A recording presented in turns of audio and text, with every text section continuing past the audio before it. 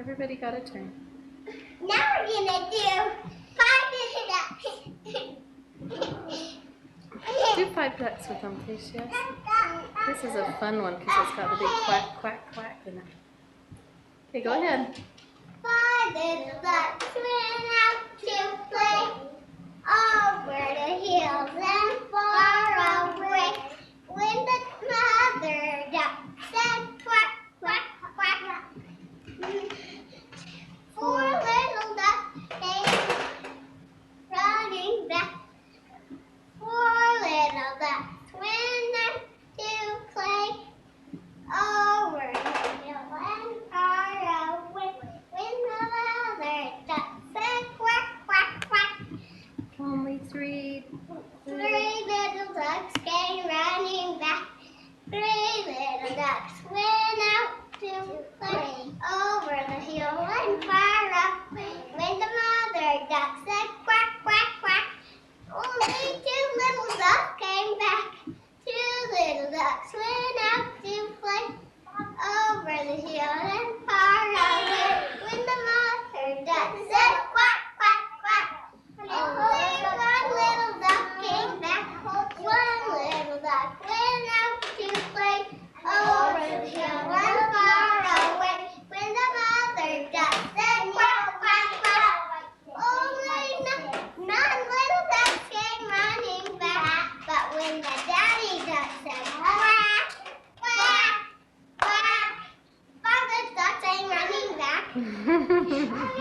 Good job. Help! Help! What you doing up there? Huh? What you doing up there? Have you got Pokey Bear? Do Pokey Bear. Oh! Pokey Bear! That's the Pokey Bear! Whoa. You okay, Crystal? Pokey Bear! Guys, I don't remember. Get down on the floor and you go, Pokey Bear, Pokey Bear, why are you so slow? I don't know. I don't know. I don't know. Do it again. Pokey Bear, Pokey Bear, why are you so fast? I don't know. I don't know. I don't know. Look at those fast Pokey Bears. Fast Pokey Bears, huh? Let's do another one. Can we do this one? The bunny one? No, this one.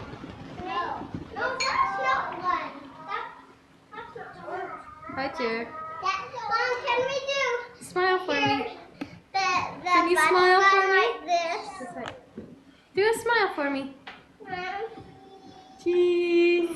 Big smile, yeah. Can we do the bunny one like this? Can we do the bunny one like this? Yeah, this way. Jared, did you... Everybody be quiet. Everybody be quiet. Just a minute. Jared, did you throw up? Did you throw up the other day? Yeah. In Daddy's car? Yeah. Yeah, it kind of. Mommy.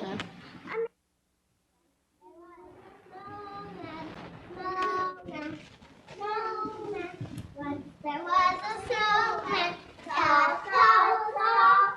In the sun he melted, melted, melted. In the sun he melted. Small, small, small.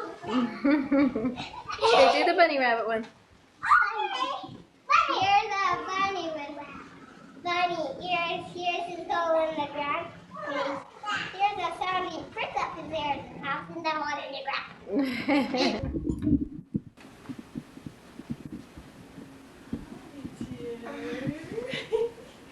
Hi, it's Mom. How are you? You miss Mommy while I've been in Florida? Did you?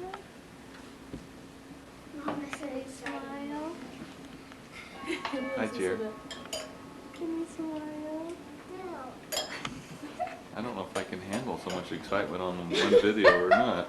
I thought he might come running to me. I think we just aren't quite sure what to do. Okay, Jared, will you say the prayer for us? Shelly, you help him. Okay, here we go. Amen.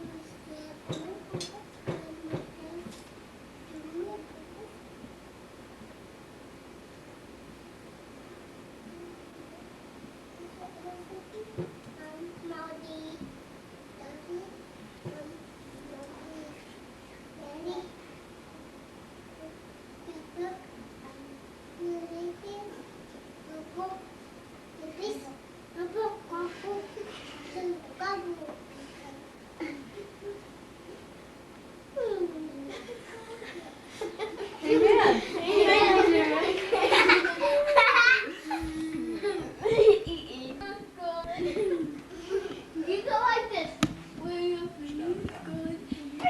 Shh.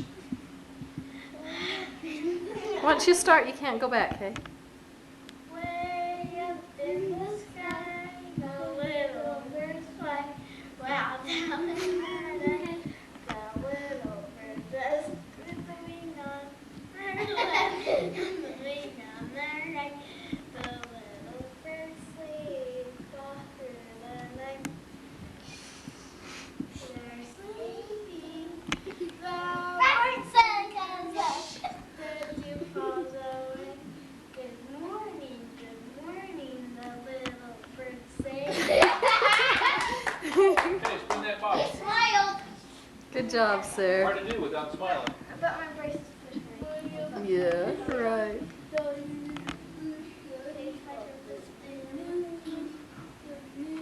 Okay.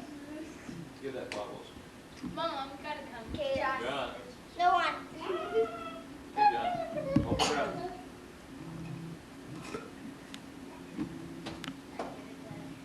Let's see here. This better be hard. How simple. Hop on one foot 10 times. How simple. 1, 2, 3, 4, 5, 6, 7, 8, 9, 10. All right. I can do that 100 again. times. John, are you planning John. on worshiping? Hi, Jared. Look. Is that good? Jared was trying to get raisins out of the box, and he decided it was too big of a hassle, so he dumped them out on the table so he could find them easier. Is that the box? Did you dump them out of the box? Huh? Huh? Mom, Yeah, lots of raisins, huh? there's still some raisins in the box. Can I put them back in the box, Jared? No. Look. Yeah. Whoa, look who's Dad, born. look. Here, stand right here and take a picture with Mom. How's your head, Jared? Dad, today during the church, Jared and I were going. Is it on? How's it feel? Oh, Hey, you. it's very old. Jessica. Just You wait. look like the day I married you, minus a few hairs. Plus a few well-placed pounds. Yeah. Kelly, come over What's here. Grandpa doing, Jared? Is he fixing your balloons? Fixing the balloon, aren't we? Look out for the camera. Hi, Dad, Mommy. Don't show it, please. Let me just take these pictures. I'm Hey, trying to- There you go, buddy. Whoa. There it Hold it down goes. here. Move your hand and hold it down here, okay? Hold it right here. Hi. Hold it up. Dad. Just Should we have handle Daddy open presents? Owie. Oh, what did you do? Hey, Deb. Look Oh, at never You mind. rub it. Never mind. Mommy. Okay. Happy birthday on Valentine's Day was This is the one Jared did. just been fun. Just go watch out. Now ask me about it. Jared, How do See you if like it's fun for me. It's almost like Christmas all over again. Yeah, except we have a This year was nice because the kids did their school. same day. And we did the other. Oh boy! The friends- Look at that! Did you guys glue all those on there? Wow! And then they did their friends last night and then party tonight. Dad, we see. Let Daddy read it, John. Okay, Move Do you Jer-Bear. read the heart? Dad, we think you are far out. We like to be good for you. You guys are a great dad. Go put We there, Grandpa. say, oh boy, when you say, let's go get my shirts. Our hot mama went wild when you said, say yes. You were not a bad boy and she was a nice girl. In fact, you thought, oh boy, she is foxy. Together you guys are hot stuff. Will you always be the crazy and cool dad who makes us smile? And each of us will try to be a nice girl and be good and not Bug. bug you. Oh boy, I like it when you hug me and kiss me. No way will we ever stop loving you. Please be mine, Valentine, and we will always be your girls. We love you so much. Happy birthday, love you. Michelle and Jessica. How? Thank you. Can I see it? Yeah. Oh, another one? No, that's for me. Oh. You want me to open it now or wait? Go ahead. Over the hill. That's a little car with Little the. car going over the its brown wheel. hill. With the flat tire. Thank you. I already, purpose, that black? yeah. No. I already have a flat tire, huh? Yes. Yeah, because you've gone so far. Yeah. Okay, should I just open it, You John? can't open it. Well, you probably can't. Just but- maybe this top part here? Yeah, and there's tin foil. Oh, I see. You can open it. If you want the glue, you can have it. It's already been used a lot. I Have was it? just, yeah, I was just using some for I see. the car. Okay. There's the hill. Wagon!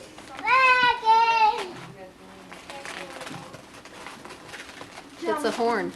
It's a little, you know, one of those little horns. Nice hill, John. Now what do I do? Keep going in? Just open it. Somehow. It opens on the end, Chuck. The end's just taped. Then it's just glue. Yeah, see? Hey, all right, John. I can. Oh, Don't that's throw what the I tin gave foil him. back. Oh, yeah. Just Thanks. we forgot It's it. airmail letters. Oh, you know what? I thought your folks were going to England. Huh? I thought your folks were going to England. Daddy! Oh, this is fine.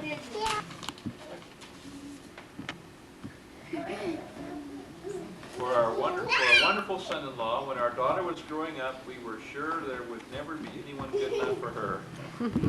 We're glad we were wrong. From our hearts, Chuck, happy birthday. Thank you. Did you really think that, Mom? Yeah. I already feel that way, and I've got 5 little girls. Yeah, right. Jessica and Michelle, watch out. Let's see, John. Hold it Happy up. birthday, Dad. Love Sarah. Thanks, Sarah. She made this this way. Maybe there's over the hill, I still don't know. What is it? Came home from church and What is it? there was the friend. It says hair transplants. Fun and easy to apply, mini curl.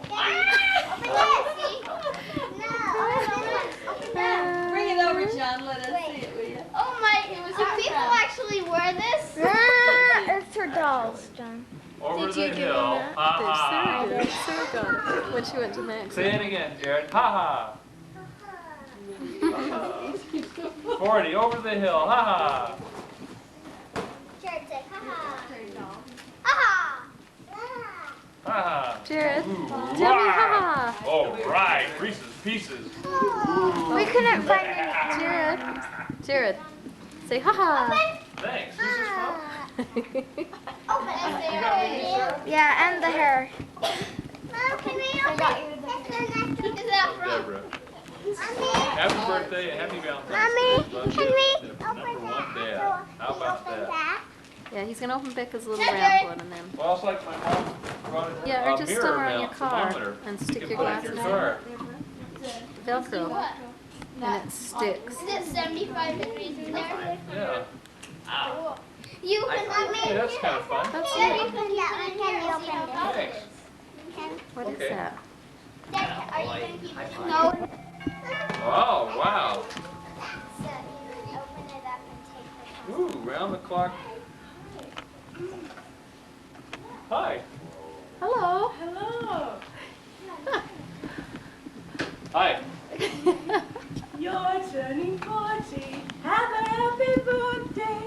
Gray hairs and wrinkles are not far away. Don't be afraid.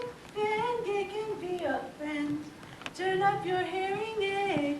And grab your cake. Stuck up with lots of Geritol. You're over the hill. This is for you, me as much as you. What is it? Oh, pillows. Oh my. Isn't that nice? They feel like whipped cream. Can I have your pillow? Or pillowcases? What is it? Oh, hey, there we Oh, go. look. And they're red It's kisses. lips. How cute. Cute, huh? Somebody Will you be careful with it, Chuck, as you open it? In other words, you don't want to go, wah! I don't want you to move the box all around and stuff. Okay, hold on, guys. There's something glass in it, I guess. Something coin. Yeah. You need a knife, Chuck? I've got a little thing here. Look out, guys. Stand back. Jared's really into this present stuff. Yeah. Where is he? He's out playing with his balloons. Yeah. Oh, be careful, be careful. It's a picture. blanket. Looks like a picture. Hey, what's this? You gotta be kidding me. Hey, that's neat, Jude. You are, this is beautiful. Wow, look at this. Birthday to you. Happy birthday to you. Happy birthday, dear Dad. Happy birthday to you. Wow, look at that. All those pretty flowers. There's only 24. We'll always love you no matter how bald you get. Balls or old? Ball. Bald. Okay. Okay, blow them out, Dad. Even black candles. Dad, are these real flowers? Make it good. Oh. Oh, he missed it. Oh, that one, I'll bet it won't go. Thank you, Deborah. That one. We'll bite you and we'll bite you. Yes, somebody. Hello, doggy, and we'll bite you. We'll bite you. They will bite you.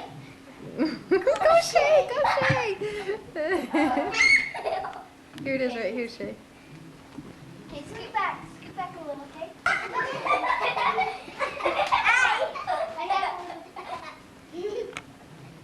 Okay. I have a little doggy and won't bite you. I'm Right. not This won't bite you. He won't bite you. He won't bite you. He won't bite you. He won't bite you. But he will bite you. Come on, go. Go get him. Hurry, hurry, hurry. Okay. Okay. Okay, go ahead, Lauren. You do it, Lauren. Hold on to it and say, I have a little doggy. Little doggy. We won't bite you, we won't bite you, we will bite you. Hurry. Lauren, you have to cut again. What she got you? Run real fast.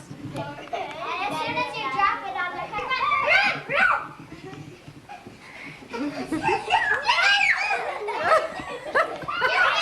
Sit down.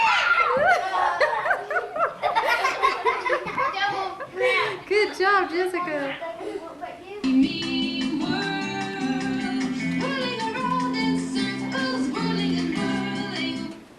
Get a chair quick.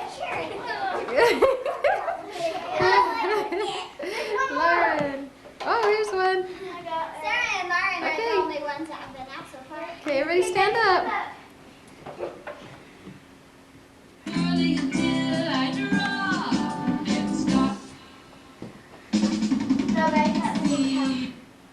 Get up, Lauren. Sit down. Sit down, Lauren. Good job. Good. Becca got out.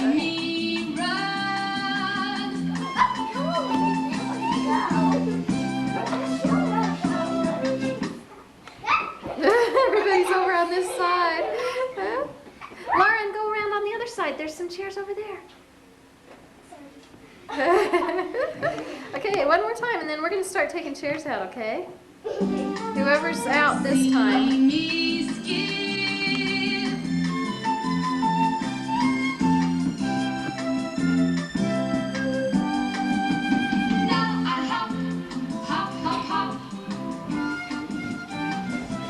Don't you know it's...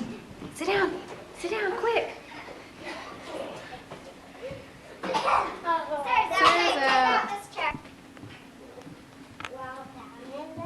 The little birds sleep all through the night. The bright sun comes up, the dew falls away. Good morning, good morning, good morning, they say. Good job. Okay, next. Okay. There might not be enough room. Whoa, I spin it. Shake, shake.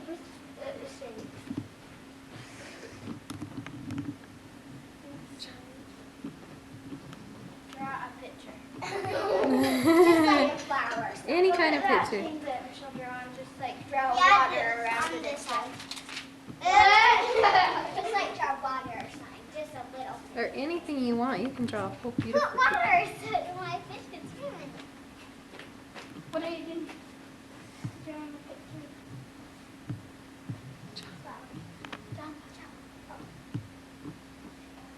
Guys, go back and she can show it on the sector.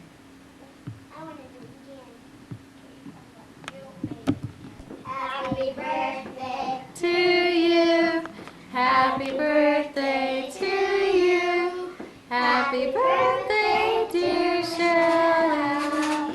Happy birthday to you. Make your wish. Mom, do you want to take a picture? No, wait. Just so it shows. Max is going into your ice cream himself. Are you make your wish? Whoever drops the most loses. Okay, now take these over. I go slow, so Doesn't they matter if don't they drop. drop. You can only use one hand. I go fast. I go slow, so I don't do run back. Mommy, watch. She's doing Stephanie. Watch. Yeah. Stephanie, you can hurt me. One drop and the eating one.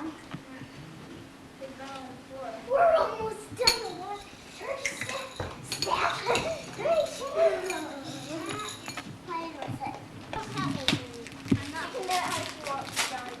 Sarah, if you guys don't want to do it, it's probably not worth it. If you want to quit and watch presents. But it might be fun just to see, but I don't really want to say. Okay? I have that. What is it? What? Oh, Sleeping Beauty, how fun. Is that a book? What do you say? Yeah. And it's song. Who's it from? Thank you. From Lauren. You're welcome. Hey, Michelle, you get a picture. Hey. Who's that from? Shay. Shay, how did you know? How did you know that's just what she wanted? I told her once. Did you? Can I play? Is this the same as the last time? No. It's different. Can I play? Can I see it? Well, you guys let her see it. What do you say, Shell? Thank you.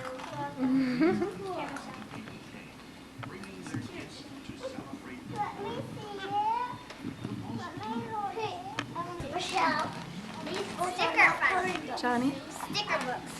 Oh, really? And Ooh, fun this sticker one's a book. coloring I used to have one at Pinocchio. What do you say, Shell? Can I see this Pinocchio? Michelle won't let me do one. No. No, you push it. I'm making it. Oh, Wait, let her open that, Shelly? Can I try it? Hey, no, kids, it's Michelle's. Let Michelle try it You first. guys let Michelle try it first. Doesn't work. Can I try? Let's see, Shell. Show it to me. Turn it this way and do it. Wait, let me get close up. Just a second. Okay, let it go now. Oh, how pretty. Let me see. What do you say to Tiffany? Thank you. Isn't that What is fun? this? It's a... Should I go get something?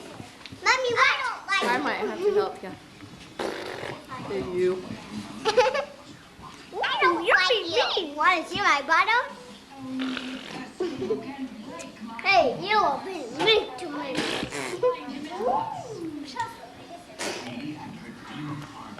Over here. Shelly, over here.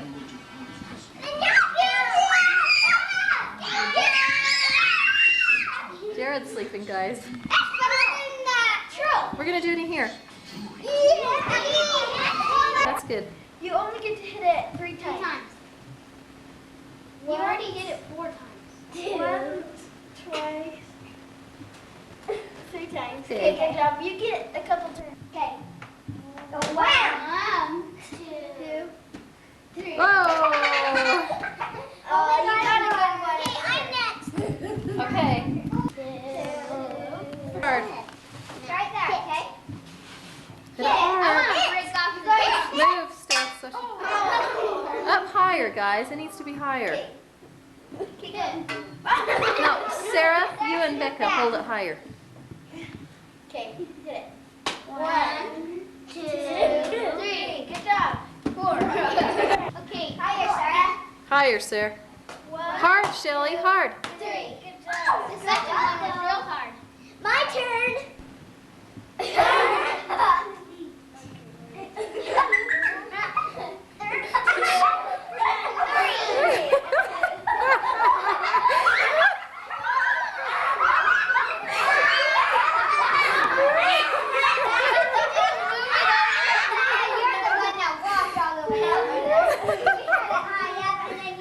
No, they didn't. They moved. He walked into the floor. Two mighty whacks. Okay, that's good. Let him too. 'Cause then Next person? okay. Michelle. No, it's Michelle. I'm doing it again. Okay, One. 2. Good job. Okay, My turn. you're after. Watch out, you guys. Stand back. Stand back. Yes, stand back. Stand back. 1, 2. Good job. I Okay. got Oh, you got inside. I got a hole. You guys don't touch it. wants to have a turn, guys. Yeah, Lauren wants to turn after this. Move, guys, so you don't get hit. 1, 2. Okay. Now Jessica. And then Lauren. Put it on the head like this. Let Lauren. Go, Okay. Wait just a sec, Lauren. Lauren's Hi, it's too wet. Hit it hard, Jess. 1, 2. Good. I mean, Lauren. Lauren, you just gotta open it. Okay. 1, Hard. 2. now me. Good. No. Sean, you got to. 1, Do it the other way now. 2. Is it getting hold? You get 4. 1, 2, 3. Okay, Hit it hard. 4. Yeah, good My job. turn. John's turn. Stand back. Everybody move back a little bit this way. For me. Okay, let's scoot into the middle, guys. 2 hits, John. Okay, John. Okay, and then me. 1, 2. Okay, my turn. My turn. You guys, Oh, you can go and then I'll. I'm not sure we're ever going to do this. No, then Michelle. This is your last one. 2. Okay. Should we get something bigger? Michelle's turn. Can I do it? Yeah, Sarah gets to try it once. Sarah's going to Twice. play it. Move, Michelle, or she'll hit you with the Here, hammer. wait, let me go right up here, okay? Right. Do that higher. Hold it way out, Vic.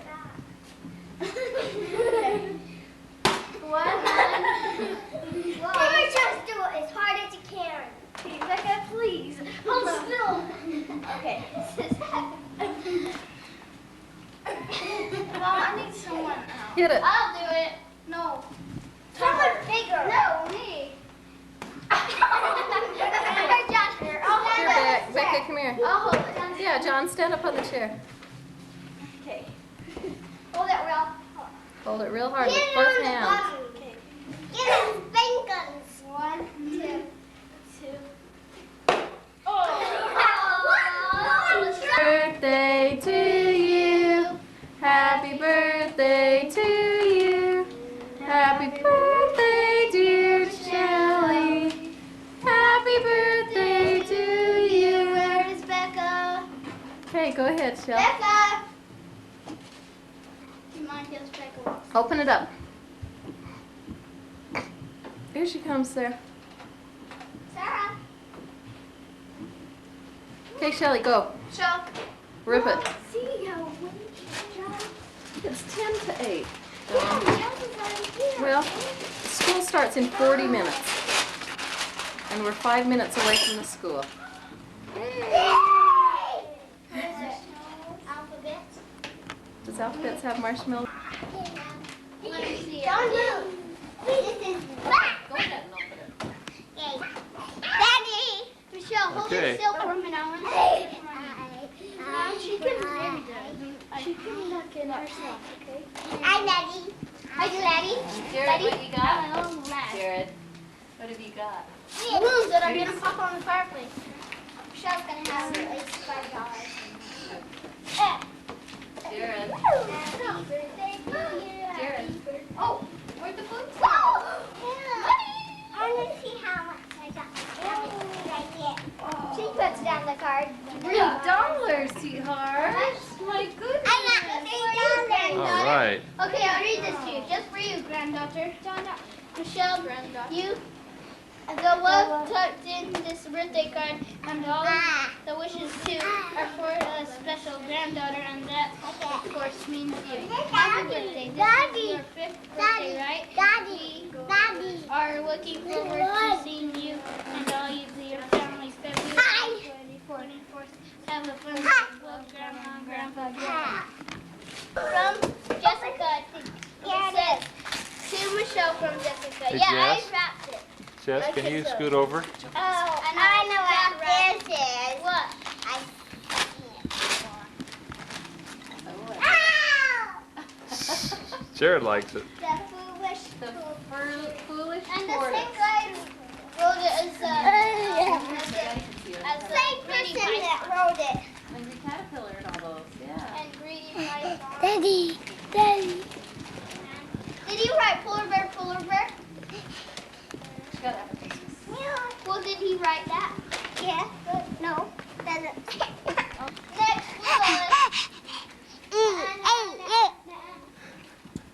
Hold on to your prayers. Grandma and Grandpa Garrett. It is? How cool. How cool. Oh, they got in the mail. Okay, well, shall we go look at it? It's what tape is it? What is it? I have There's songs. Here, I'll put it on. It says I have a song for you. No. No. Open it. Same box from Backpack. I mean, yes. Oh, look at it. Yep, it is. I'm opening it by the bottom. By your bottom? Nice shot of John's bottom. Never flipping fancy. A flippin' fancy.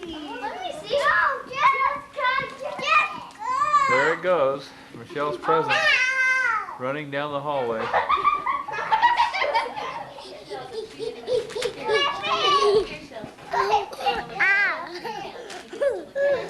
Can you hold it up, Shelley? Oh. What do you say, Becca? Thank you, Becca. Can I see it?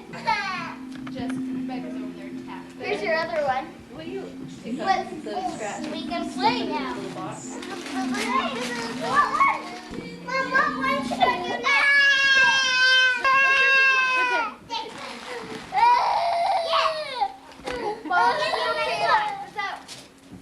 What you want to open? It's from it, Dad? Yeah. That's fine. John. There's your mom.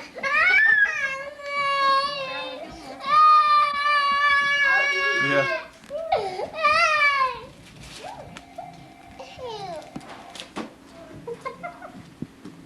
Mom, yeah, the one that look at that.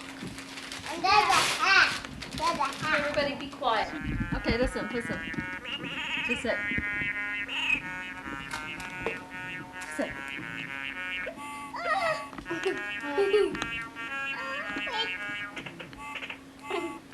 You can do different sounds. Touch one. Okay, let Jared push one. Once, guys, we're gonna ruin it, okay? Because the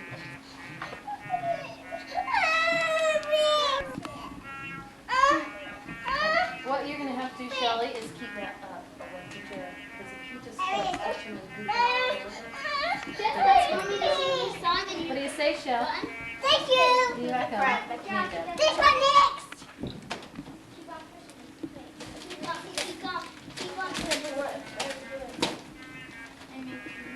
Cool, relaxed, non-stressed. I know. I'm amazed. You're amazing. That's from Deborah. What?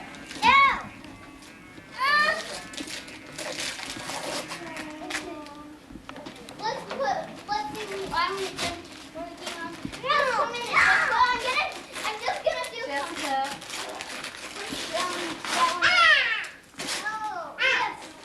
This is from Deborah. Who's it from? Me? Deborah. Oh, Deborah.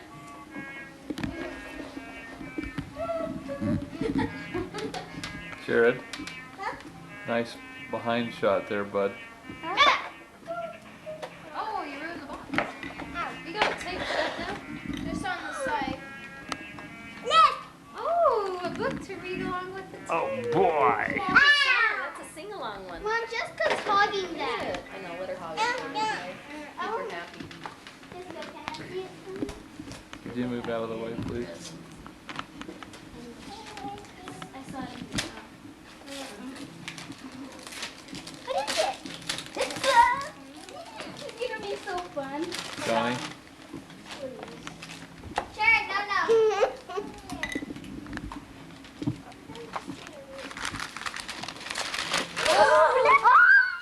Flippin' fancy all for yourself. Jared's You know what, you guys? They're not making these anymore. And I went to 4 different. That's why I did this for that one. Ooh, nice book. You know who that's from? Karen. John. Thank you, Dad.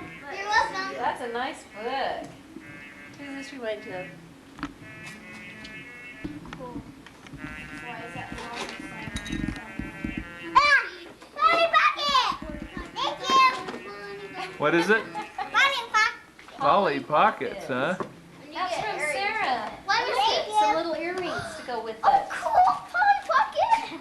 Don't grab. I know, I just want to see it. No. I just want to Shelly. look Let at me it. open it for you.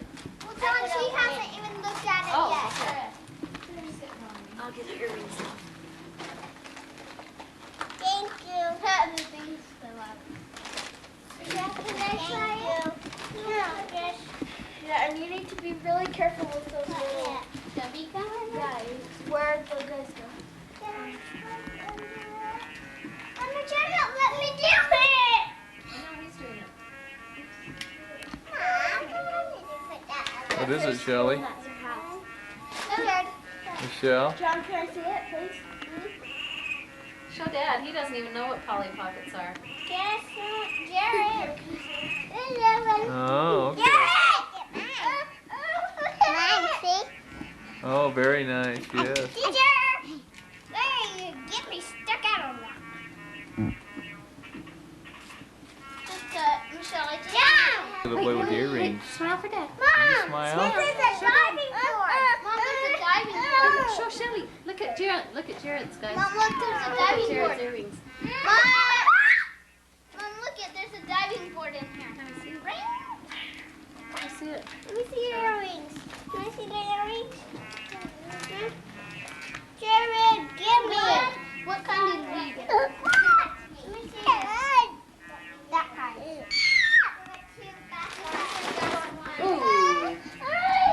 This one got a head smack.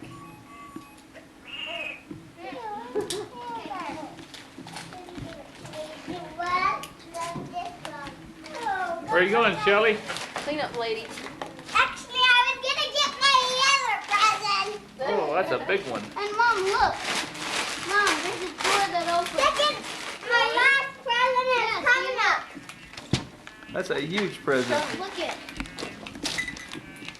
Who's it from? Yeah. You and that, Mom. Okay. Take it off the side. Heavy fish. Lock. One more somewhere. Jared did it. One more look. One more something fancy. You do? Jared lost it from Michelle about 4 days after she got it. What one? One of the cooking fancies. After New Year's, yeah. No. Please. Don't help me. Okay, so help me. Sticky stuff. Wrong again. We're undoing staples. Don't.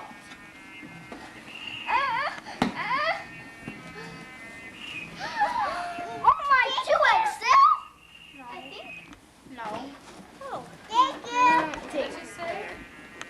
I thought it was 2XL. Thank you. 2XL. Can I You try know it? what it is? Yes. Here, wait, Is it there's a special way of opening it. Sarah, nice bottom shot. Stop your whining. I'm gonna do it. No, let Michelle Michelle. go first. Hey. Hands off, I'm guys. just doing anything. You're just grabbing. No, I wasn't. Hey, Siri.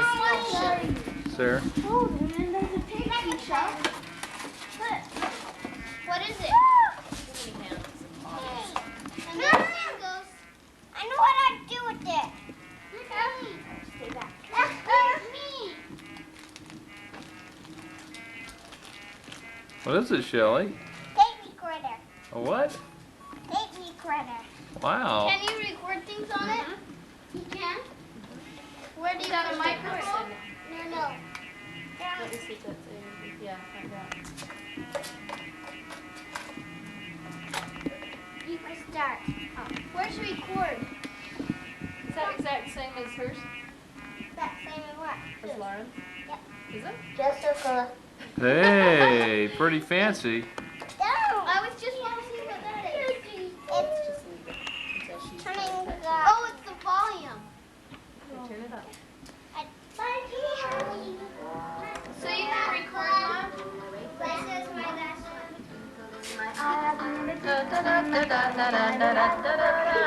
I wake up in the morning and it's 6:45.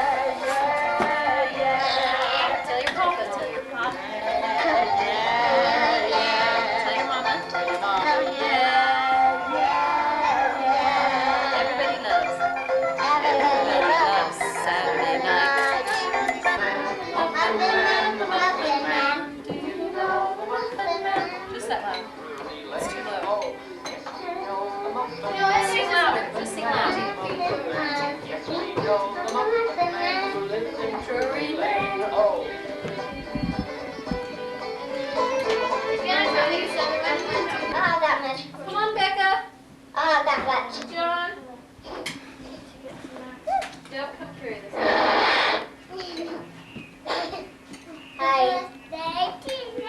Happy birthday to Mommy. What's that? Wherever in heaven. Birthday to you. Happy birthday to you.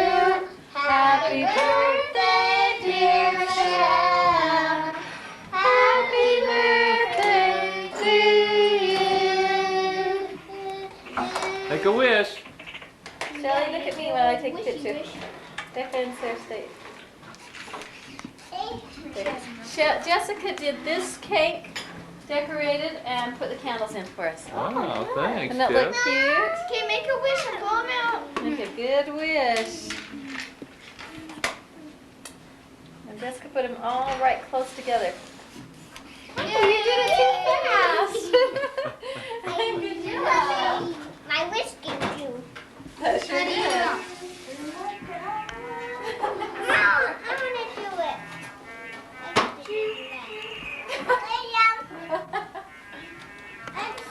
Thank you, Sarah. Go ahead.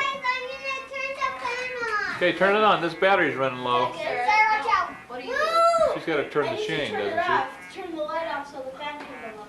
No, this is the chain. Just the chain needs to go on, kiddo. Oh, this one? Yeah.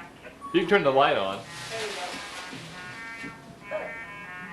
Yay! Is that it? It's Turn it off. Turn the fan off. Did you? Okay, stop. Stop, stop, stop. Is it off? Good. If it was, it is, but I want to be able to see it. Okay. The date is 28. February 28th, 1993. And I've asked Mom and Dad to share with us the story of when they came in contact with the came church. in contact with the church and go around the thing. It's recording. This is practice. It's not recording. Yes, recording. It's recording. So I just think it would be good to have that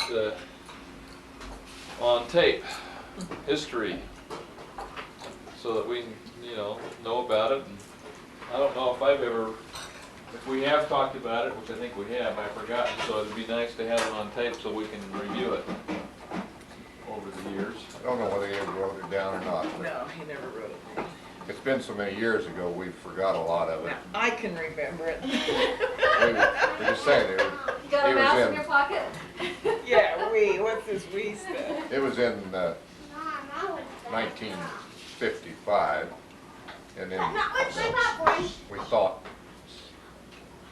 February, January or February. January or February. And snow on the ground, it's cold. In the beginning of the story really belongs to your mother. She is the one that met the elders.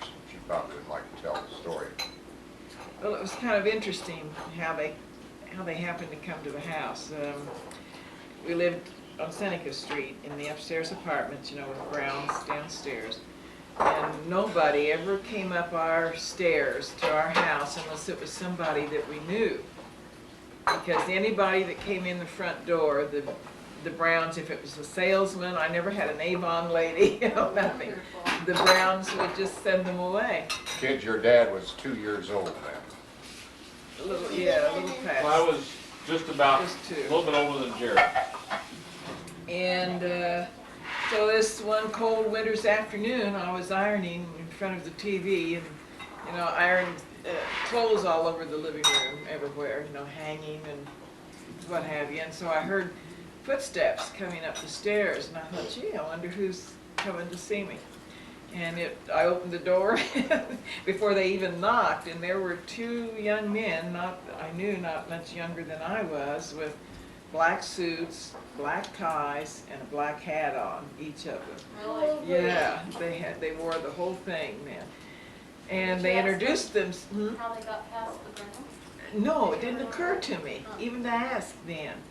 And they just introduced themselves and said they were missionaries from the Church of Jesus Christ of Latter-day Saints, and they had a message for all Christian peoples, and could they come in and visit with me a few minutes? And I said, sure, come on in.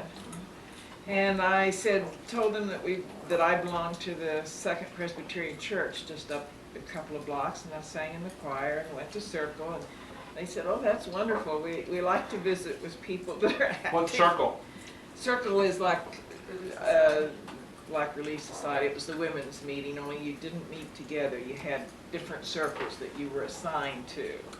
You usually had a lesson, and it was nice. That's when you used to stay in the nursery up at church when you were little. That's when he lost his shoe.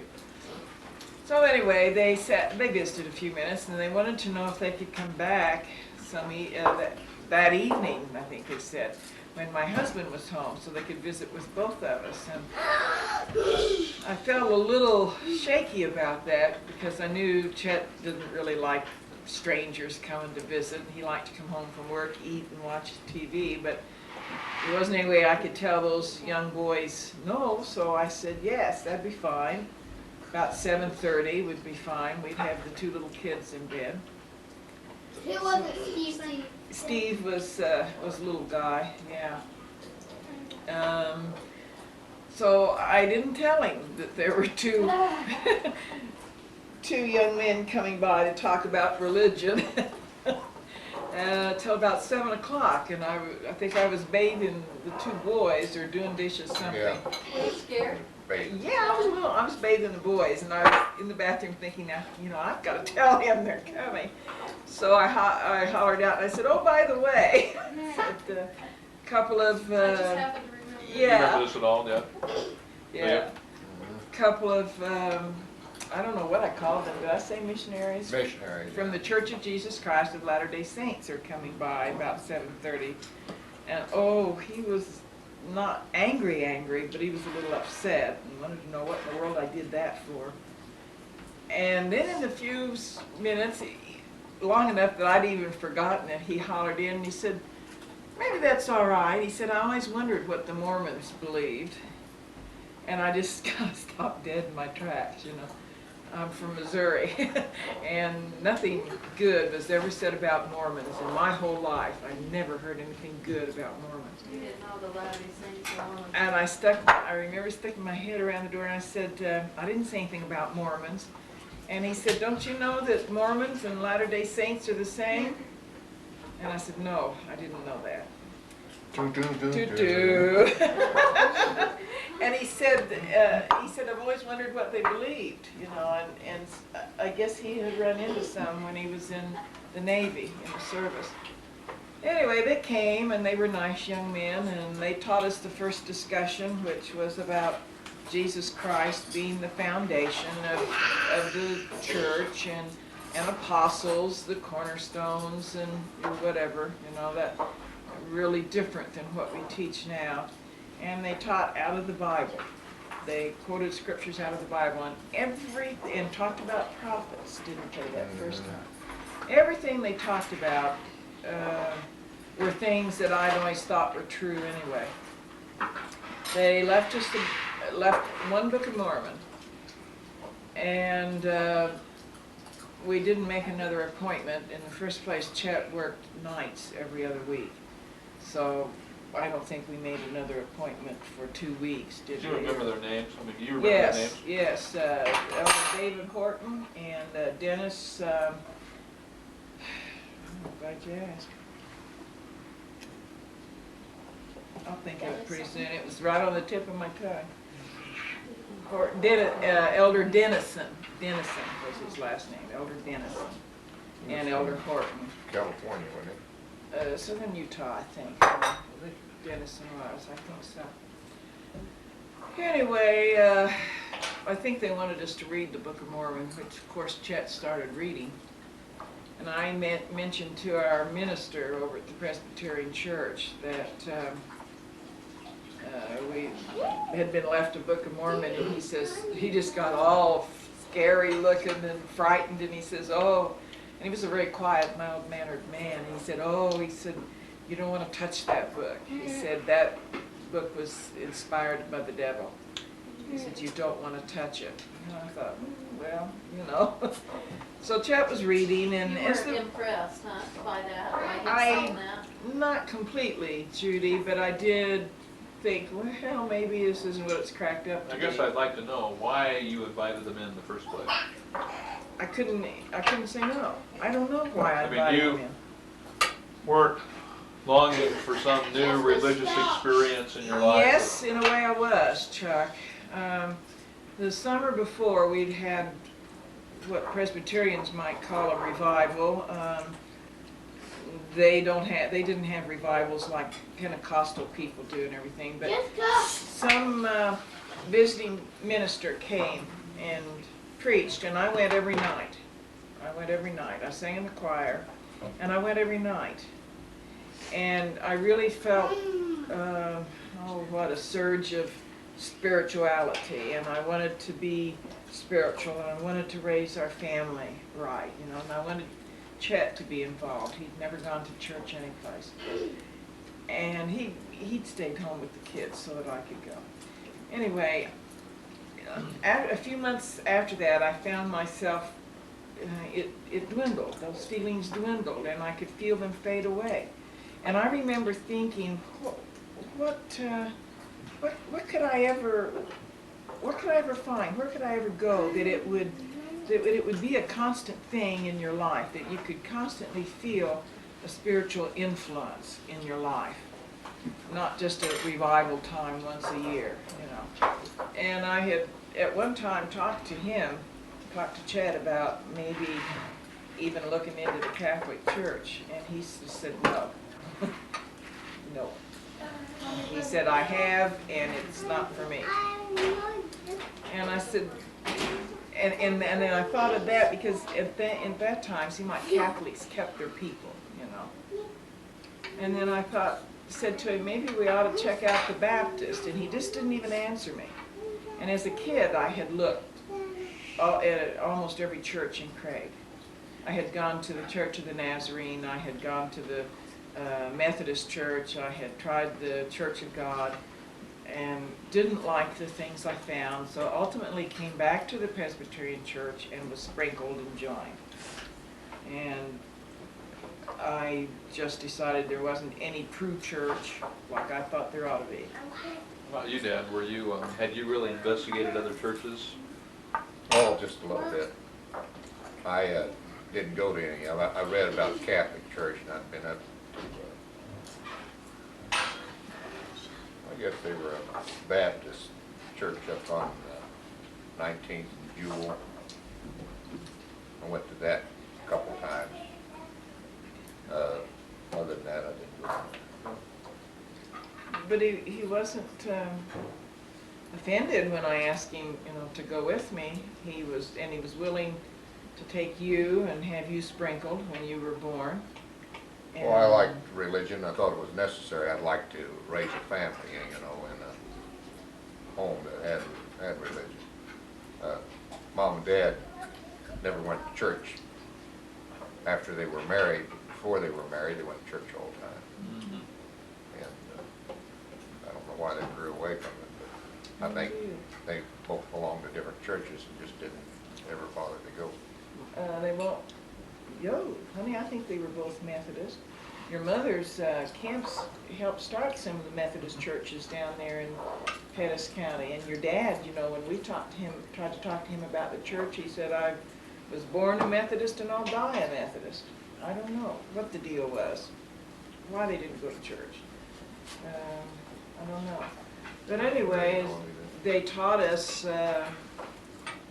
as we would allow them to come, they taught us, and Chip reading the Book of Mormon all the time. So were you reading it regularly? I mean, right from the very beginning, you picked up the Book of Mormon and started reading it? Every When they evening. left it, I mean, were you reading it?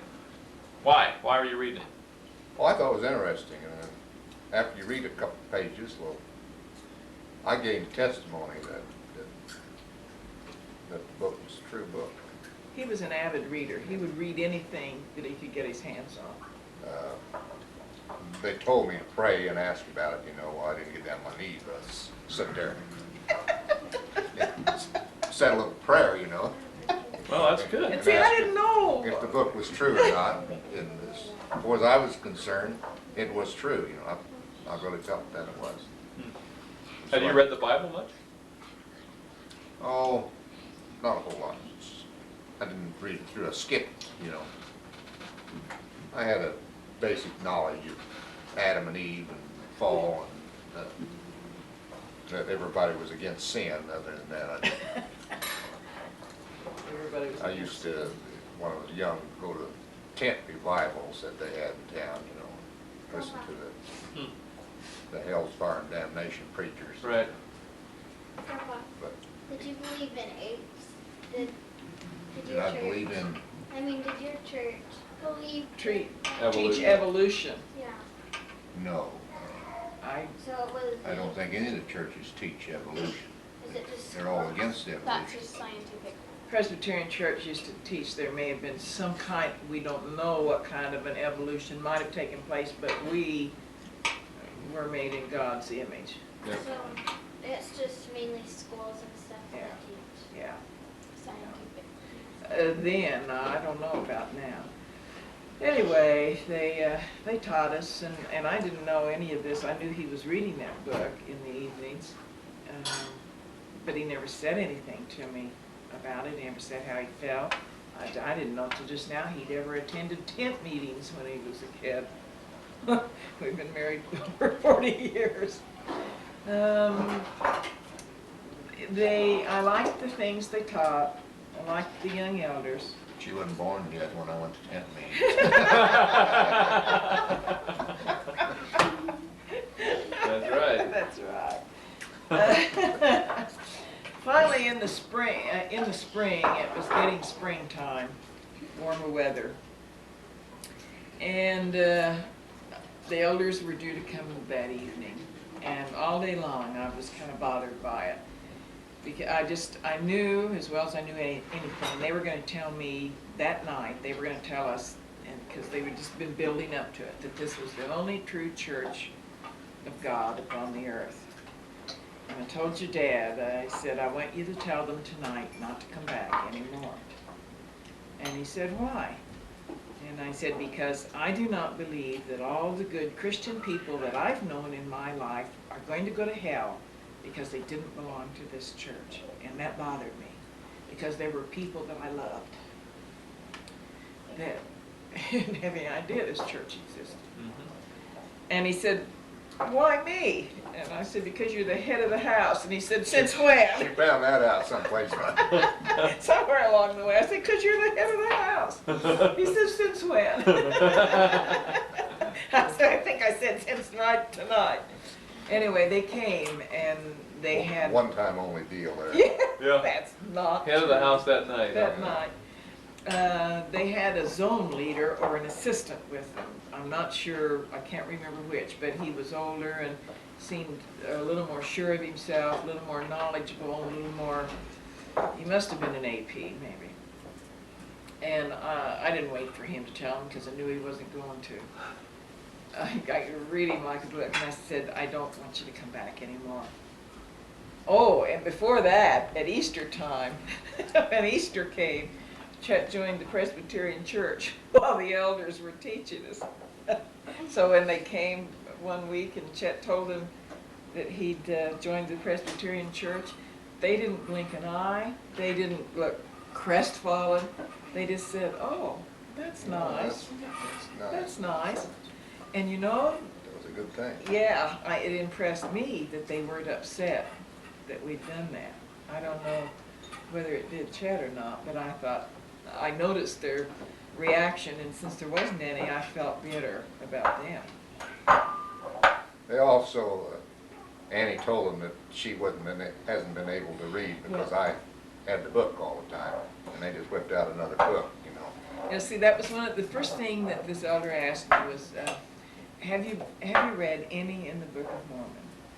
And every evening he did have it, but then I could have read it in the daytime, and didn't, because I read other things. So they gave this other elder said something about he could understand how we felt, and would I let them give this discussion that it might answer that problem for me. And I said, sure, you know, you're here, go ahead and do whatever you were going to do. And they gave us the discussion on baptism for the dead, the spirit, going from this life to the spirit world, and being able to learn and being taught there, and it just clicked. I thought, sure, sure, it just makes sense. Yeah, Sarah. Is it true that Christians will go to hell? Is it true that Christians will go to hell? For me, Sarah, I only knew of one heaven and one hell.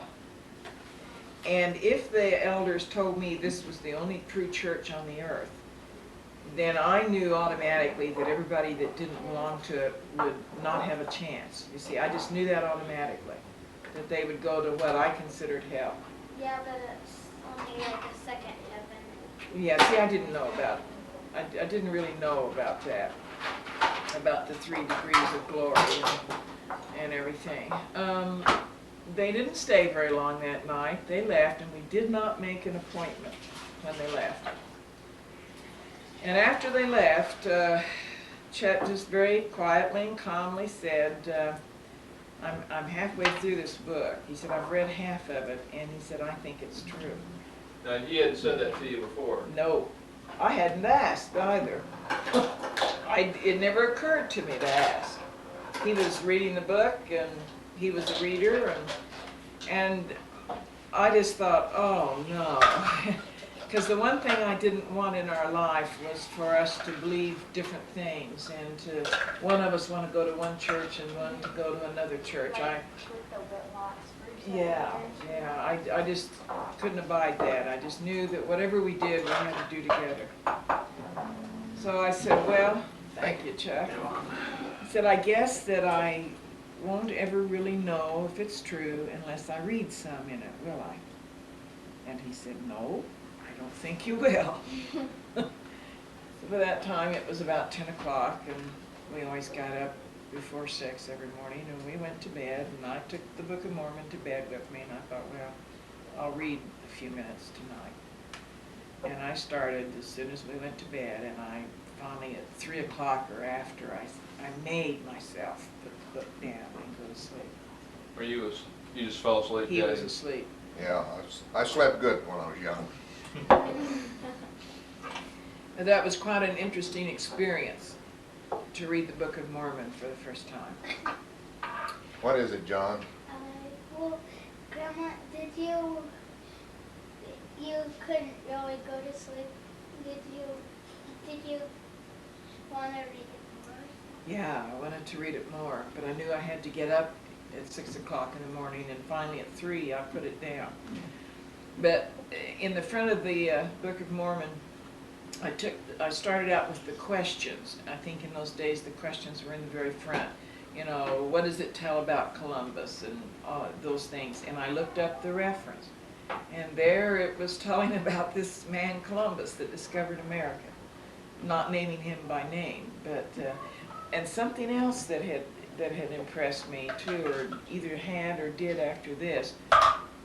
The elders were talking about the Lamanites, or the Indians, and they said, do you remember when Cortez landed? He had a beard, the Spanish explorer, and how the Indians thought he was the great white god that had returned. I said, yeah, I studied that. I remember that from the 6th grade. And I remember them thinking, why would they think he was the great white god? What white god, And that impressed me. Well, anyway, then I read the 3 witnesses and the 8 witnesses, their testimony, and started in 1st Nephi. And that very first verse, where Nephi said he'd been born of goodly parents and taught taught in the ways of his father, and that this was his story. And I knew that Joseph Smith didn't make that book up. I knew that Satan had not inspired the writing of that book. I knew that. I still wasn't to the place where I knew it was true, but I knew what our minister had said was false. And thoroughly enjoyed everything I read, and it seemed feasible, it seemed possible to me. Yeah, it just seemed right. Well, the elders didn't call back. And I don't think they had a telephone in those days. I don't either. I don't think we knew where they lived. I don't think we knew how to find them. It never occurred to us to look the church up in the book. I'm not even sure they had a phone then either. Weeks went by. It must have been about a month went by. And I thought, well, so much for that.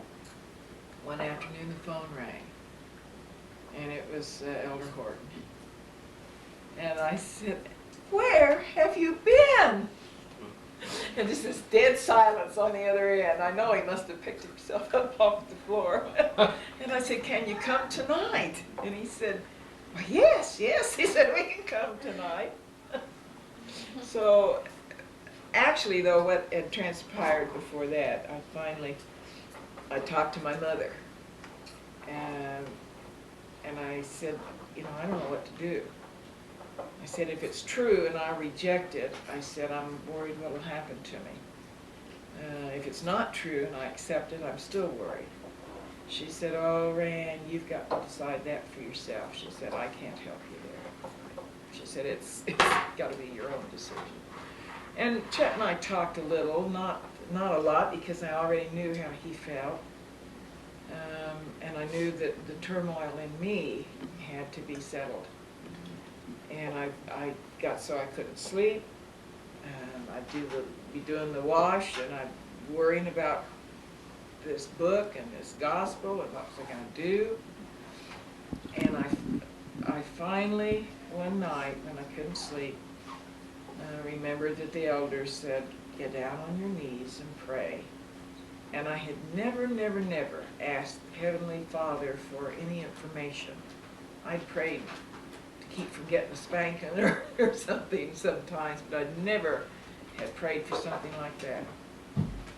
And Chet was already asleep, and I just slipped out of bed and knelt down and just simply asked Heavenly Father if it was true, and the peace that came over me let me know that it was true. And I knew that that was my answer. And I just could feel this voice saying, yes, it's true. And so then I was really anxious for the elders to call again. That's when I wanted them to call again. How long had it been? It'd been a month, hadn't it, honey? Good month, I think. It'd been 6 months, imagine. No, I mean since they... No, but I was wondering, since the last time you saw him, Yeah, it'd It'd been been a month. a month. Yeah, and hadn't heard a word from him, not even a hair from him. So they went after he called me then that day, and they came over, and I don't even remember the discussion that they gave. Whatever it was, we finished out the discussions. And one night Chad asked the elders, he said, About the law tithing, they usually get on that right at the end, I just don't remember. I really don't remember what they gave us, because I already knew it was true. I think the word of wisdom kind of upset us a little bit, because we both smoked, we both drank coffee, other things. And Chet asked the elders one night why they went on a mission. And Elder Horton told his story about going on a mission. Do you remember that story? Don't you? As a young man, he knew it was time that the bishop was going to call him on a mission, and he liked cars. He liked to work on cars. I kind of think maybe he might have raced them a little bit, I'm not sure, but he loved to build them, to work on them. And so he said, I left the country. He said, I went where I thought the bishop couldn't find me to call me on a mission. And he said, that bishop found me and called. He said, call me on a mission. And he said, I accepted. And both of them had such strong testimonies of the gospel. Why did you want to? Well, because he wanted to fool with his cars. You know, and he was a tremendous missionary. Deborah, how'd you like to get me a little saucer and cut me a piece of that cake? You want some? And also, they Give me a asked me fork, if, too, will you, please? when they found out I had been in nurses training and had worked at the Methodist hospital, they asked me, did I know Dr. Benson? And the minute they asked me, I thought, oh no, he can't be. I said, yes, I do. And they said, well, he's a member of the church. And that was even before I had the testimony the church was true. And I said, that must be why he's so sweet and so different from the other doctors. And he was. He was completely different. You know, he had his moments, but oh, he was not like the other doctors. And that was an interesting thing. And then they were telling us that there was another church called the Reorganized Church of Jesus Christ of Latter-day Saints. And I instinctively knew that if either one of them were true, it was this one, not the Reorganized Church. So we made two elders really happy when we finally decided to be baptized. Did they ask you that night if you wanted to be baptized? It wasn't until we finished the discussions, was it? And did we ask them, or did they? They asked us. They asked us. Do you I don't know, remember you guys. what they said, or what we said? Or? What'd you say, John? Did you guys smoke? Yes, we did, John. But they I'm weren't- surprised you didn't have any problems with babies if you smoke. But if women sometimes, you know, drink and everything, they will have problems with their babies sometimes. Sometimes. Like maybe. Heavenly Father blessed us. How old Our were you children. when you got baptized? We were in 1955, and I was born in 32. I was Thank you, Dad. 23. Yes, thanks, How girls. old were you when you got married? 19, almost 20. So what, after they invited you to be baptized, was it another 2 or 3 weeks, or? You know, Chuck, I can't remember. We were baptized, I think, the last day of July. And I say I think. I used to know until Michael was baptized, and he's either the 30th and we're the 31st, or it's the other way around. I'm thinking that ours was the 31st. Had they invited you to come to church and stuff? Mm-hmm. They did. Yeah, that was another thing. Grandpa, Grandpa. John wants to know something. did you get married in the temple? Honey, we weren't members. So did you not remember? We got sealed in 1968. That's They invited us to come to church. And of course we had you and Steve. And you had never been in a church service because they had a nursery over at the Presbyterian church. And you and Steve always went to the nursery. And that was a little bit hard to wrestle kids like that. We liked it, Chuck. We liked the simplicity of the service, and it was in that little old building over there on 12th and Lafayette. And I walked in, and do you remember the red drapes over there? Oh, yeah. And it looked exactly like a little old country church north of Craig that I had been in once for a funeral. Now, did you, is this after you'd already gained testimony, or this before that? No, this was after, I don't think, they hadn't asked us to be baptized yet. After we, they said I think you had to go you ought to come to church. 3 times in a row, and I don't remember that.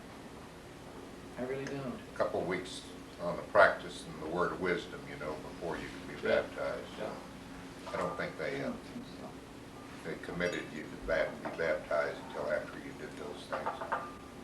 Well, we went to church there anyway, and we Yeah. enjoyed it. And Mary Benson was in the little nursery class. She took Steve up, and you went to your class. So the next Sunday, did we go that night too, or did we just go that morning? I don't remember. I think just once. Morning and evening. I think we just went that morning. Yeah. And the next week, we decided to go back to the Presbyterian church just to see how it felt after the way we'd felt Yeah. in the Latter-day Saint church. So you went to your little class there where you'd been going. Steve was just beginning to walk and was kind of out of hand in the adult Sunday school class, so I got up and decided I'd take him down where you were and stay with him down there, it'd be easier. And as I walked in the nursery door, nursery class door down there, this sweet Mrs. Wagers, you know, that lived up the street from us on Pacific Street,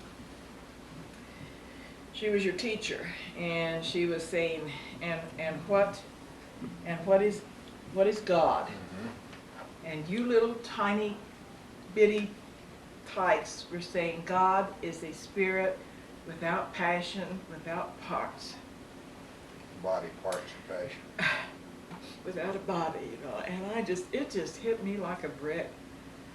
I couldn't hardly sit with Steve through the rest of that class, wanting to get you out of there. And went back upstairs and we left, and on the way home, you know how dramatic I am anyway, and I said, we can't ever go back there. And he says, why? He says, what happened? I told him, and I said, we cannot let our children grow up learning something that we know is not true. Because you see, what I really thought was that all the years that I believed these things anyway and went to the Presbyterian church, why couldn't I just keep on believing these things and go to the Presbyterian church? Because he had just gotten acquainted up there. We had gone to the Easter sunrise breakfast, and he joined in and was beginning to feel comfortable, and I was afraid that, being a bit shy like he was, that he would pull away if we went to somebody strange. But after being in your nursery class, I knew that no matter what happened, we couldn't take you kids back there anymore, ever. So then we told the minister, we were even sweet enough to call the minister over.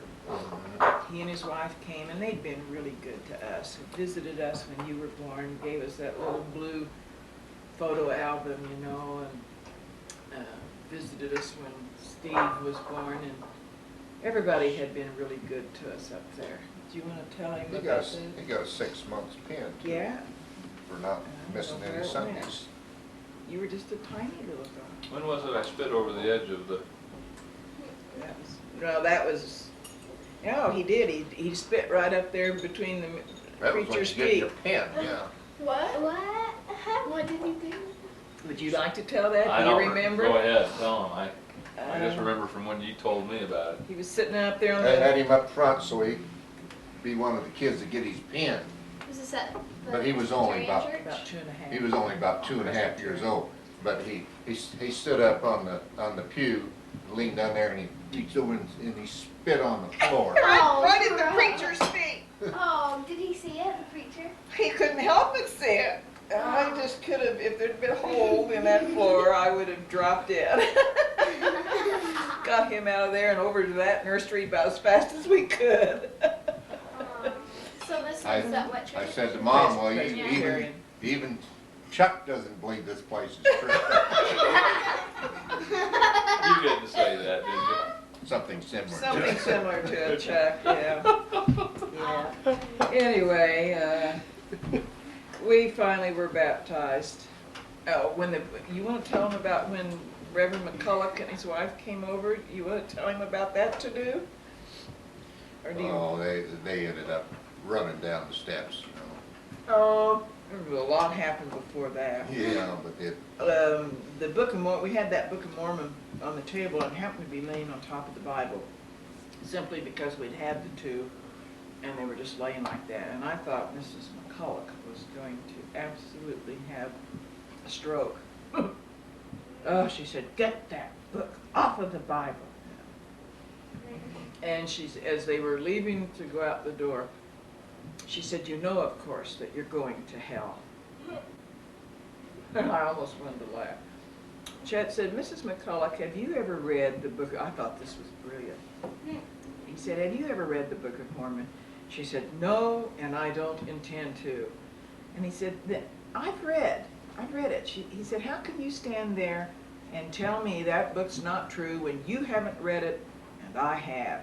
And I mean, that sent her down the stairs. And he was trying to be so sweet, you know, and so nice. And they didn't want to lose us. We had Who was pledged trying to be sweet and nice? Reverend McCulloch, Oh, her yeah. husband. They were good people. They were good people, Yeah. and we had pledged money to the addition to the Yeah. church over there, and I think, was it her or him, said, I suppose you won't pay the money, and we said, no, we won't. I hated to They were lose building that. a new building with Presbyterians. So we were baptized in July of, I think, the 31st of 1955. And then when did you get sold? 1968. Count, honey. Wondering that.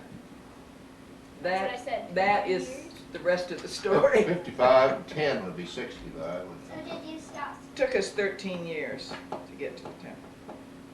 Becca, what's your question? When you were reading the Book of Mormon, did you stop drinking it? The drugs? Yeah, it's very hard to stop. Is this the truth or consequences? These are Shall your we grandchildren tell who it? want to know. I don't want them someday to say, my grandma and grandpa did it. I'll tell you, Beck, our intentions were good. The spirit was willing. It was a hard thing to do, Beck, but we made it. And I think, and at that particular time, one of the hard things too, we had already made arrangements. Chet's vacation started, and we had already made arrangements to go up to Carolyn and Jean's. And so Chet and I said, well, let's just go ahead and get a carton of cigarettes and take up with us, and when we come back from Carolyn and Jean's, we'll quit.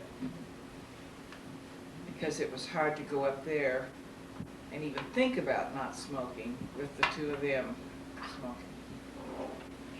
Is that the same Carolyn? Mm-hmm. So it just didn't happen. Yeah. What, who baptized you? Elder Horton Elder, baptized me, I think, and Elder Dennison baptized Dennison. George. No, I don't know. Elder Dennison was his last name. And who was the branch president at the time? Brother John Martin? John Martin, John R. And he interviewed us. The elders at that time did not interview. He did. And as I remember, he wasn't terribly thorough in his questions. no, he wasn't. He used He to wanted belong us- to the reorganized church too before he became a Is that right? converted, yeah. His son David was the first one out of our ward to ever serve a mission, wasn't he? Wow. Remember, he played the organ. And when the elders taught him, they weren't even allowed to ask, will you be baptized? They had to teach you until you asked them, To be back. can we be baptized? And then they could say, yeah.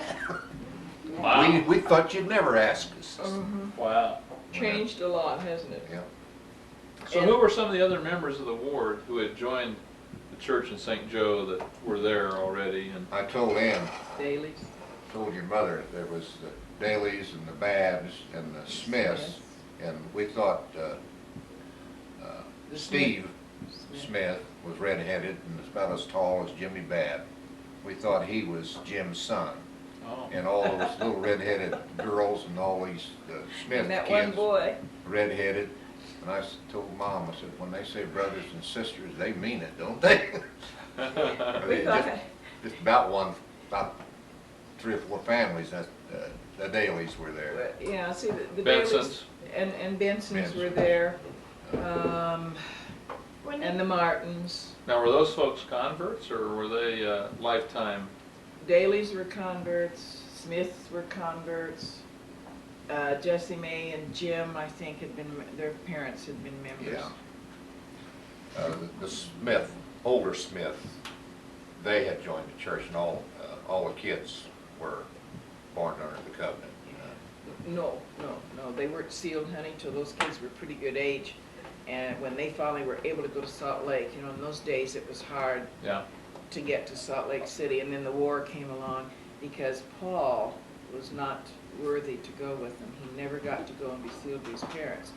Dennis, I think, was just a little shaver, a toddler maybe. So they were members a lot of years before they were able to go. What, let me see, there was another, When did the Mormons join? Oh, in the Trapp. 70s. Yeah, Merle and Ethel Trapp. what was the old gentleman's name who lived on the farm? Aldridge. Aldridge, yeah. Aldridge. He and his wife. Were they converts? Mhm. Huh. Before you guys, or? Oh, yeah, Yeah. years and Yeah, years they were and old. years. John has a question. Old members. Was it a branch?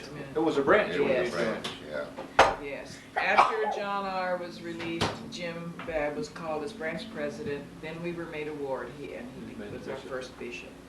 Somebody over here. Well, did just about, do most of the people you teach when you go on a mission, do they, most of them join the church? No, John, most of them don't. Most of them don't. If you, it's, there's a lot of them that know it's true, and a lot of them that just won't give They, up They things. bought that building there on Lafayette in 1927. It became a branch, or the building was dedicated then. President President Grant. Grant came to St. Joe and dedicated it used to be an old Jewish synagogue, you know, and they bought it. Let me, Let's see what Sarah wants here. Sarah, what's your question? Was your board real small? Very. Yeah. Very. Probably there weren't any more than 20 families. Some of them not Which one, your active. Presbyterian or your? Which one, honey? In the LDS. The LDS church was very small. But it covered like 1,500 miles, but there weren't very many people in it. Clear to the Iowa There line. weren't very many people in members. Jumping ahead to, Our stake center is still 65 miles away. We still have to drive 50 minutes. Jumping ahead. jumping ahead, you know that you had spotty activity for a number of years. Sometimes we go pretty often, and then I tell you what really started the lack of going, I think, was when I was pregnant with Chris, and I was down in bed flat for a month, and then not well after that, and that really always took the kids that Christina, Mike, and Rick, we always took them to have them blessed, Yeah. and you boys were blessed the night we were baptized. They blessed you boys that night. What, going ahead to 67 or whenever, what was it that, can you tell us about your reconversion and recommitment to the gospel? Yeah, I think so, can't I? Think I can do that? I think you can. Let's see, Rick was born in 65. He was the last one. Christina started to kindergarten right after that, I guess. 66, 67, whatever. And I was sewing her clothes, sewing some dresses for her for kindergarten. And Don and Verna Parker came by. Don was a counselor to Bishop Benson. Dr. Benson was bishop then. And before, it was just not hours before they came that I was thinking about primary. And we usually try to get the kids to primary. And I thought I ought to go and tell them I'll help or something. I know they need help over there in primary. About 2 hours later, this knock comes on the door. It's Don and Verna, and he called me to be a primary teacher. And of course I had to, before I ever answered the door, I had to hide my cigarettes and my coffee cup and everything in the kitchen, And knowing that, they still called me to be a primary teacher. And Jasmine Glenn was primary president. And I said, yes, I'll accept the call.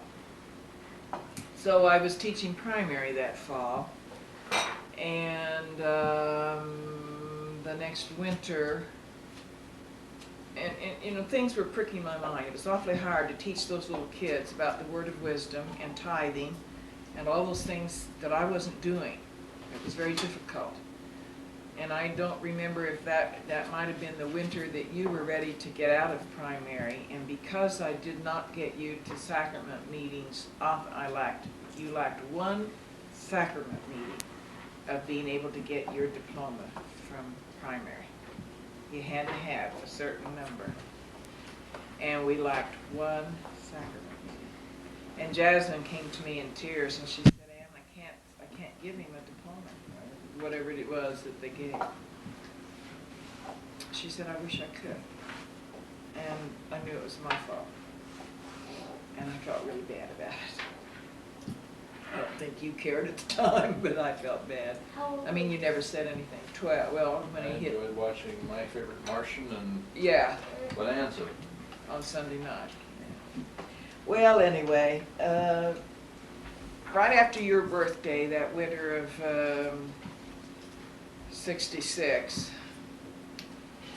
the kids got the flu, the little ones got the flu, and I don't know if you remember that or not, Chuck. Do you remember how sick Mike was, and he kept throwing up and couldn't eat and throwing up? And I remember Rick going to the hospital yes, dehydrated. this was right before Rick became ill then. Rick came down with it, of course was a baby, and started running a high temperature and vomiting and diarrhea, and he became, as you said, dehydrated.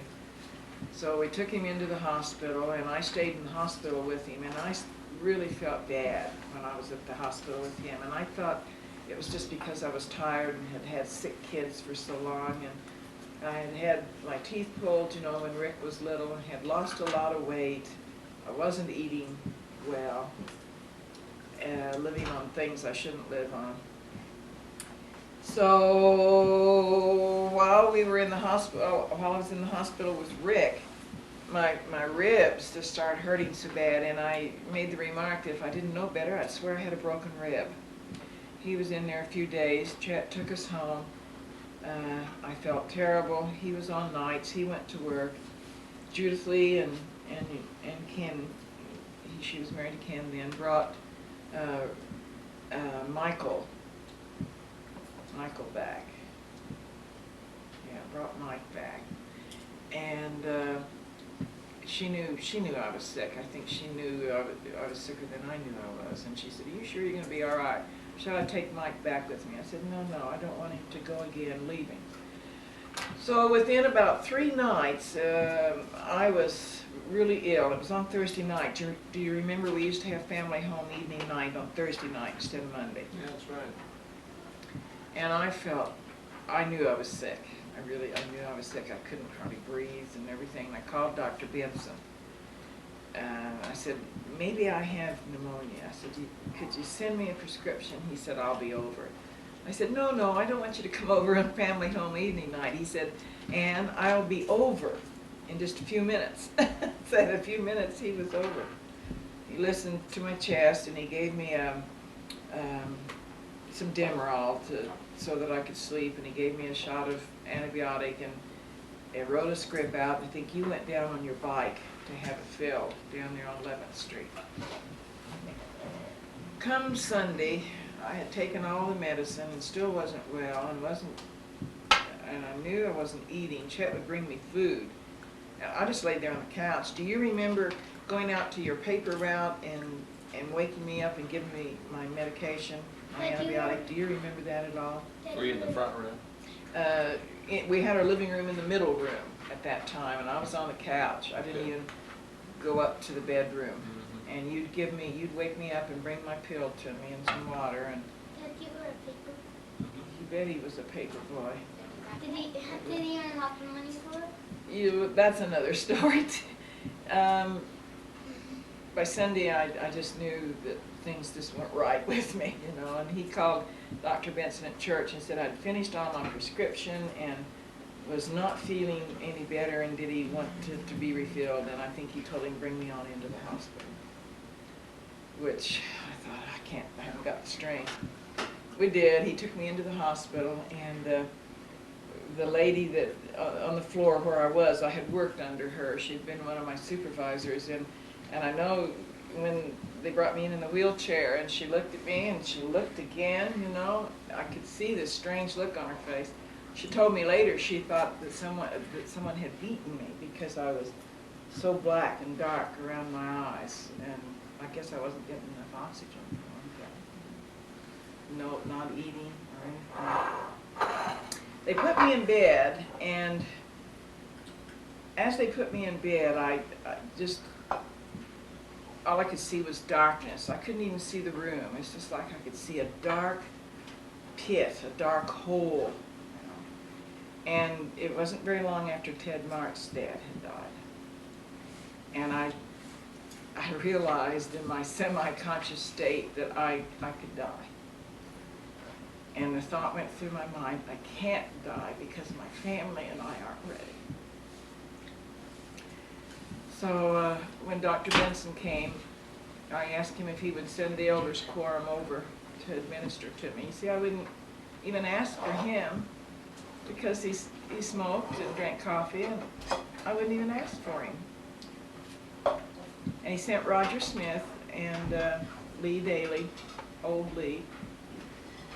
And I don't remember anything else they said except Lee Daly, and as he blessed me, and he said, Sister Rae Anne Gilmore, he said, obey the commandments which your Father in heaven has given you. And that's all I remember that he said, but I knew I was going to be all right. I had that feeling. About 3 days later, I finally woke up one morning and I thought, oh, I want some hot chocolate. I didn't know it was 3 days later. I thought it was the next morning. It was 3 days later. And they said, certainly, and brought me a cup of hot chocolate, happy to bring me anything. And I drank it and just unconsciously reached over to the drawer in my bedside table where my cigarettes would have been. And I realized they weren't there. And I realized I hadn't had a cigarette for over a week or more since I first started getting sick. And I just laid there and cried because I knew that I would never smoke again. And I knew I'd never drink another cup of coffee. And you really liked it, so you were crying. No.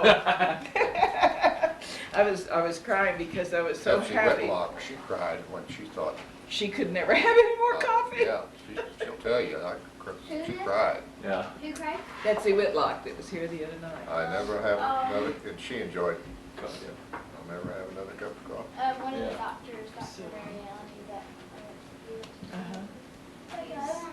what is he Presbyterian? or Catholic. Catholic. Catholic. But, he gets Decaf coffee. so does his wife. My dad and stepmother drink decaf now too. But that was, I knew that the barrier had been broken. I knew that I could go on from there. And went home from the hospital, and Chet was still smoking, and because it bothered me so much to smell the smoke, it just made my chest just constrict. He'd go outside to smoke because he knew it bothered me. Even my dad wouldn't smoke his cigars in the room with me. But finally, and I kept thinking, now he'll get the message and he'll quit. And he hadn't. And I was reading something one Saturday evening there, one of the magazines, and this quote from Brigham Young, and again, you know how dramatic I am, and it said, Brigham Young said, wives, submit yourselves to your husbands, but never, never follow them to hell. That's it. So I said, I had quit, and Oh. she went home to visit her honey, that was parents, before we were even members of the church. and came back smoking. What's that got to do with this? I wouldn't have been smoking by then. I'd have been already quit. You didn't have to start again just because I was smoking. And That was when you were a baby. when we were trying to quit, she knew if she get in an argument with me, Get angry. get angry, that I'd go out and buy a package of cigarettes. Just to shut me up. And it would, about the second day, you know, your nerves would just be raw. Yeah. You'd just be plastered on the ceiling, and he'd come home and I'd think, I can't stand this. Anyway, so that Saturday evening, I said to him, I said, I just can't live like this anymore, Chet. I said something to the effect that either you get up and, you know, the boys got to go to priesthood, Chuck and Steve must go to priesthood, we've got to get active, we've got to live differently, or this is it, you know. And I thought, ooh, he's not a man you tell that to. And I really figured the next day he'd probably leave me. I really did. I did. I thought I'd done it. And he got up the next morning, I heard this stirring around, and I thought, this is it. came down all dressed in his suit, got you two boys up, took you to priesthood, and never missed since. Wow. And I thought, what a wonderful man. So how did you do it, Dad? Cold turkey like that? Telling. Easy for me. It was not. You told me one morning you'd been up in the middle of the night out walking up and down the street because you wanted a cigarette. Wow. Had all that extra time. I said when I quit that I washed an awful lot of windows and did a lot of knitting and anything to keep my hands busy. I don't know if I ever realized that suddenly I was going to priesthood meeting. I don't know if I ever, Really? if that ever connected. I guess I didn't go much to priesthood meeting. No, I don't think you'd been more than once or twice before that, Chuck, because your dad. So when was that? What year was that? Or what? 66 after Rick was born. It was going on about the time he was a year old, honey. Oh, before that, the funny thing was, after I'd had pneumonia and came home from the hospital, and after Judy brought both little boys back, come Sunday morning, Dr. Benson wouldn't let me go to church or do anything for, I think it was about a month. I wasn't allowed to do anything. Got up Sunday morning, I said, you're going to go to, I knew I was going to church. I said, you going to go with me? No, he says, don't think I will. I said, fine, I'll leave Mike and Rick with you. And I took the other three of you and went to church. And I went back that afternoon for choir practice and went to church that evening. So the next Sunday morning, I said, you going to go to church with me? Nah, he says, I don't know what he said, I'm tired, or I think I'll go fishing, or he was going to do something. I said, fine, I'll leave Mike and Rick with you. And I went to Sunday school, I went to choir practice, and I went back to sacrament. The third week, we got up, he says, I suppose you're going to leave me alone all day today, too. And I said, yeah, if you don't go with me, you're going to be here all alone. Well, I don't remember any of that. I do, I remember, I thought it was kind of funny. He said, I suppose you're going to leave me all alone today, too. But that's, then when we, in 67, you know, when we finally started thinking about the temple, and knew that we wanted to go to the temple, but didn't know how in the world we were going to do it. We didn't have any money. We didn't even have enough clothes to travel 2 days without, you know, we didn't, the car wasn't decent enough. It wouldn't get us across the country, and Utah sounded like the end of the world to us, to me anyway. So I said, let's fast and pray about it. let's set a date. I think I'd heard somebody say, set a date and work towards it. All right, he says. So it was in August, and we prayed, fasted that fast Sunday, and prayed about it. And I said, what do you think? And he said, August next summer. And I said, let's say 14th of August, or whatever I said. 12th, 10th, whatever. Middle of August. And I thought, well, I don't know how we're going to do it. So we started eating casseroles in the first place. That's when we cut out the fancy eating that we did, and we started having casseroles that must save half on the bill. I didn't know anything about fancy eating. And Pappy Crumb was the janitor over there at church, and he decided to take off and go to Arizona or someplace to visit somebody. And I hot-footed it home, and I said to Chet, what about that janitor's job over there? So he went to talk to the bishopric, and they hired him, and it was $75 a month, was it? Which seemed like a lot of money. And that $75 we figured we could put away every month. And not only did he get the janitor's job, but Quaker Oats started working 12-hour shifts, 6 and 7 days a week. So here he was on 12-hour shifts, janitor, and all those little chairs, you know, that you had to take down and do that floor. You guys helped, you remember, and on the chairs back up. And when we had a baptism, they didn't have the water heater didn't jump up and reheat. Yeah, this little bit of sprinkle trickle, right? For They 24 had a hours. 30-gallon tank over there that you had to. Yeah. wouldn't reheat itself, you know. I- Empty that 30-gallon tank up, then It would be ice it cold. took an hour for it to heat back up again. So I just cracked the faucet a little bit so it would heat and drain at the same time, you know. Then it would take all day to fill the thing. I used to have to dump Mike and Rick in the car every hour, run over and check that thing, make sure it wasn't overflowing. He started either early in the morning before he went to work or the night before, whichever, you know. How far away was it? Just a few blocks. We weren't far from the church. In wintertime, I'd heat water on the gas stove and take it in there, keep pouring it in there. Really? Pour a little scalding water in that ice. At your house? No, Or at that the didn't church. apply. That's Oh. at the church basement. Uh-huh. Well, anyway, We were the only church that had a baptismal fountain in the basement, you know. Temples do that. not chapels. That's true. Yeah. We had ours in the basement. Well, they dug that basement out without any funds and without Any permission. any permission, and remodeled and put rooms down there. Put the kitchen, the nursery, and what have you. Anyway, by the time the next July came, we were able to buy that station wagon. He came driving it home one day and he said, "You think this will get us to Utah?"